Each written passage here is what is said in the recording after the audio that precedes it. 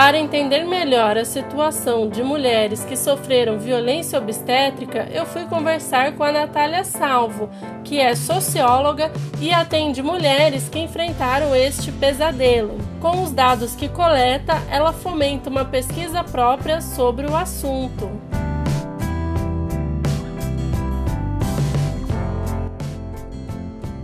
O que você tem observado ao acompanhar essas mulheres que sofreram algum tipo de violência obstétrica? Os dados aumentaram? Como que está a situação hoje no Brasil e principalmente na nossa região, Natália? O que a gente observa são dados que começam a surgir agora, porque ultimamente que veio à tona esse assunto da violência obstétrica. Antes não se falava sobre isso, porque tinha essa ideia de que o parto é realmente um momento difícil, um momento de dor. Então, os dados que a gente recebe das mulheres que declaram ter sofrido violência obstétrica já são altíssimos, né? Então, 1 em cada 4 brasileiras declaram ter sofrido algum tipo de violência no parto. Isso é de uma pesquisa de 2011, né? E aí o que acontece também é no grupo de apoio, às vezes quando eu recebo alguma mulher que ela sofreu violência obstétrica e não sabe, ela não entende aquilo como uma violência institucionalizada.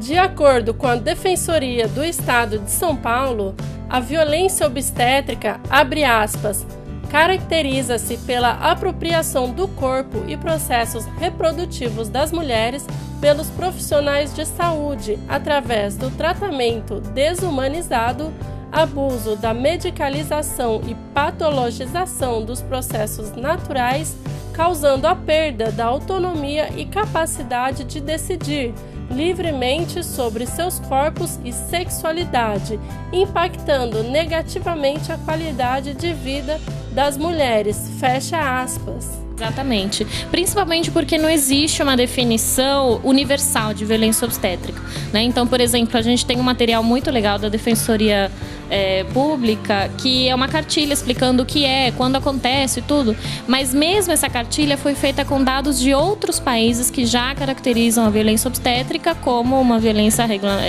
classificada e com penas, né, e tudo isso. Então, ainda fica muito solto o que é, o que não é, né?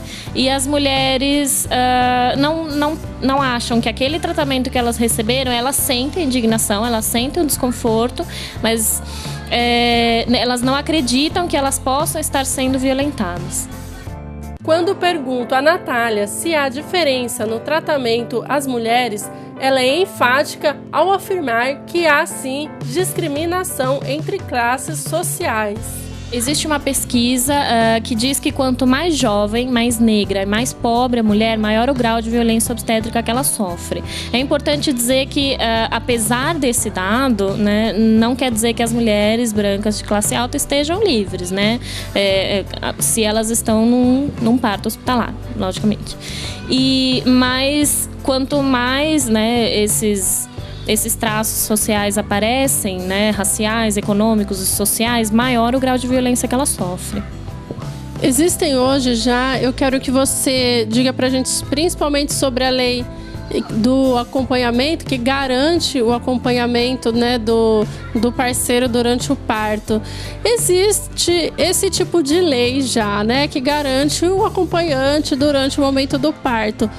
Mas, como você já adiantou, não existe lei que caracterize e que venha a punir o praticante da violência obstétrica. Não existe nada ainda a respeito disso no Brasil, mais solidificado.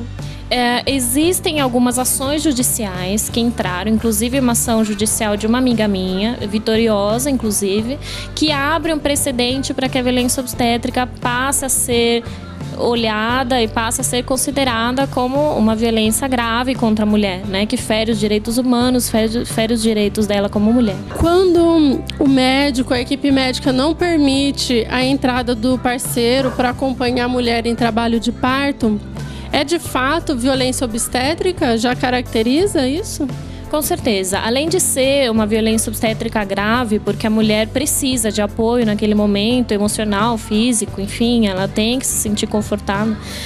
Isso fere uma lei federal que está em vigor desde 2005 e que já recebeu, além disso, outras 2 resoluções que garantem a presença de um acompanhante para a mulher no pré-parto, né? Então, quando ela dá entrada no hospital, mesmo que ela não esteja em trabalho de parto ativo, no parto, durante o parto em si e no puerpério imediato, que é o pós-parto, logo as primeiras 12 horas em que o bebê nasce. Então, isso é de direito da mulher, garantido por lei federal, e quem fere isso está ferindo uma lei federal, então vai sofrer as penas correspondentes. Na prática, não é exatamente isso que acontece, né? Os hospitais, eles não informam isso, e, inclusive, houve alguns casos de hospitais que estavam cobrando para deixar um acompanhante entrar. Então, tudo isso é passível de pena, né? Tudo isso está ferindo a lei federal. O que de mais chocante, mais assustador, você poderia relatar pra gente que você já ouviu, já presenciou um relato?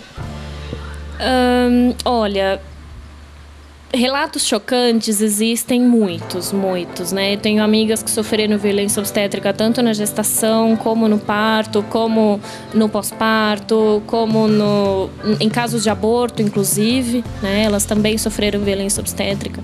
E, bom, tem muitas coisas.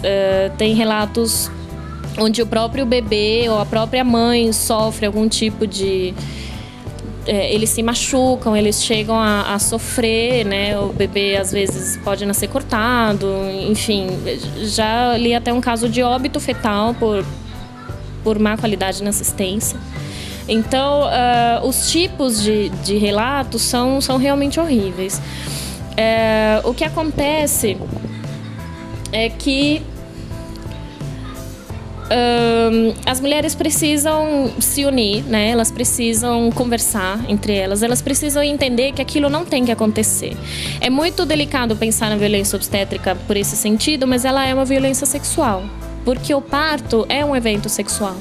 Então, quando você pensa nas mulheres que sofreram violência na gestação, no parto e no pós-parto, sofreram de fato uma violência sexual, isso é ainda mais assustador do que a gente pensa só na questão do parto, né? Então, ela tem os seus direitos feridos como mulher, como cidadã e como ser humano, realmente.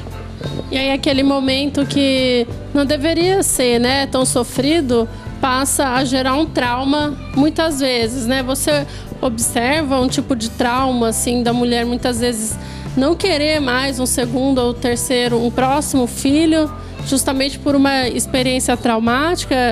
Você observa isso? Esse cenário, ele é bem problemático por várias questões. Então, uma delas é a razão dessa violência obstétrica acontecer. Então, há algumas décadas, o parto passou de um evento domiciliar, por exemplo, passou a ser um evento extremamente hospitalizado, medicalizado e institucionalizado. O protagonismo da mulher sai e o protagonismo é dado ao médico, né? Então, o que acontece é que gera nas mulheres essa sensação de que o parto é um trauma, e muitas dizem, inclusive, que não querem ter mais filhos porque a experiência de parto que elas tiveram foi tão ruim que elas não têm vontade nem de ter outra gestação. A expectativa é que aquilo volte a se repetir. Natália, obrigada pelo seu depoimento. Eu acho que veio a esclarecer muitas mulheres. É importante que saibam quais são os seus direitos na hora de ter um filho e quais são os direitos e deveres do médico. Nem sempre o que ele impõe é o correto. Natália, deixa uma última mensagem para essas mulheres, para se conscientizarem e saberem realmente quais os limites ali no momento do parto. Bom, existe todo um sistema que nos força, né, que nos oprime. Então, é difícil levantar a cabeça por cima de todo esse sistema que está colocado. Mas a coisa mais importante que a gente pode fazer e que gera muitos resultados é se unir, né? Então, procurar um grupo de apoio, por exemplo. Aqui em Peruíbe a gente tem o Mães da Lua, que é o meu grupo de apoio, que eu tenho com algumas amigas, onde a gente faz rodas de conversa e a gente entende, esclarece. E, inclusive, a gente pode prestar assessoria jurídica caso essas mulheres queiram levar essa denúncia adiante. E abrindo precedente é muito mais fácil da gente conseguir institucionalizar a nossa defesa, né? Então, que as mulheres se juntem, se unam, porque juntas somos mais fortes.